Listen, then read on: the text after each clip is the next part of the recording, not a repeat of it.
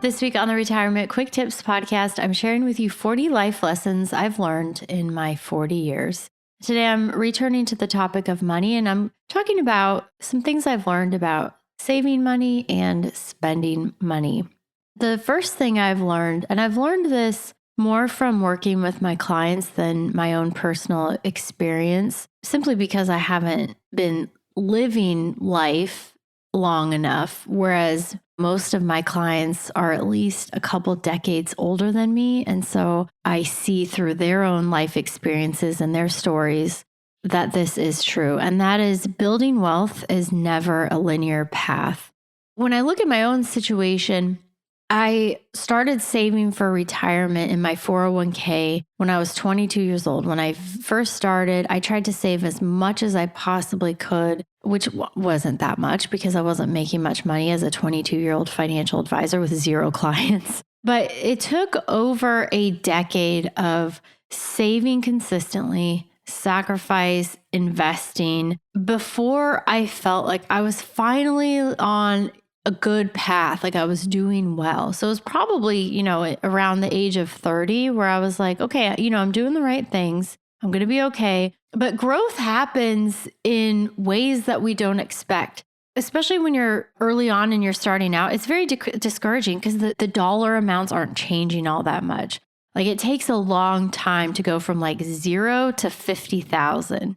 And it takes a long time to go from 50,000 to 100,000. But because of the power of compounding interest, the eighth wonder of the world, it's surprisingly brief how long it would take you to go from $500,000 to $1 million or $1 million to $3 million. It's way harder to go from like 0 to 50,000, in my opinion. But then you have time periods where you're like, you might go backwards for a while. The market has a decline and you're needing to continue to invest and save and trust the process, even when things are moving in the wrong direction. And beyond investing, I think in the stories of people, when you look more holistically at their stories, they might work in a job or a career for 3-4 decades, and then bam, something happens. So it's never a linear path. There's always those like forks in the road where, if they had made a different decision, they'd have a completely different outcome. So it is interesting. But if you feel like you're ever discouraged because things are not moving in the right direction, just remind yourself that it's not always going to be a straight line. It's just like life. Life is great sometimes and other times it's terrible and it's hard. And building wealth is the exact same way. So stick with the process, trust the process, and realize that it's never a linear path. The second thing that I've learned over the years is that spending money in general is not as fun as I hoped it would be. Actually, it's more enjoyable to save money than it is to spend money, because if I save it, I know that in the future, and I'm also very future oriented. So I think about how okay, well, if I save this instead of spend it, it'll be there. So if there's something that I really want, or maybe like a big ticket item, I can spend it on that instead. The process of becoming an adult, like the things that I spend money on generally, like the big ticket items, aren't that fun to begin with. Like if we have to put a new roof on this year, that's going to be expensive. That's a lot of money and that's no fun at all.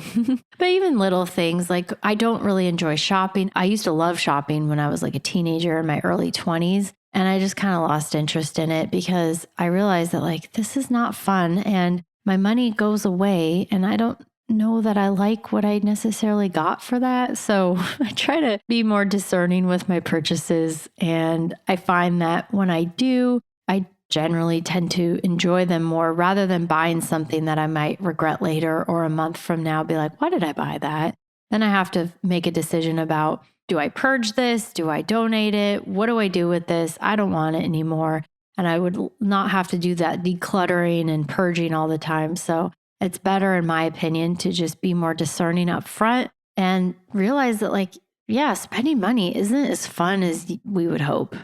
The last thing I've learned, the opposite of what I just said, is that spending money on certain things, they say that spending money on experiences like travel or things that are fun versus buying stuff brings a lot more happiness and joy. And I could see that, going on a vacation or traveling or buying some toy that you'll really enjoy using, or if you love fishing, like buying a new fishing pole or paying for a guided fishing trip off the coast of Hawaii or something like that. That sounds like a fun way to spend your money if you're interested in that.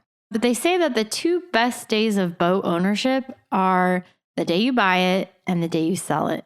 But that is a bunch of baloney, because the best days are all the days and memories in between. So if you are longing for a toy that you're having a hard time justifying, you're talking yourself out of it, it's like you really want it, but you feel like maybe it's an unnecessary or an indulgent purchase. I'm telling you, buy the boat, buy the RV, move to a warmer climate, whatever that thing is that you've been longing for, that you're convinced, that's the key. Are you convinced that this is going to add enjoyment and value to your life and help you create memories with those you care about? Whatever the benefit is, make sure that it aligns with your values first and foremost. But also, if you can financially afford it and you can justify it, and you're going to love that thing or love that trip and have amazing memories, whatever that thing or that experience is, and you're going to get maximum use out of it, just buy the damn thing. That's how I feel about the boat. I love our boat. You can spend a lot of money on a boat. I tried to make it a reasonable purchase. It's a good quality boat. It works for our family. It's not the shiniest, nicest thing on the lake, but it gets the job done. And we've had a blast over the last 2 years that we've owned this boat. Now, would my husband tell you the same thing? Probably not, because he's the one who has to do all the maintenance. But I love it. It's great for me.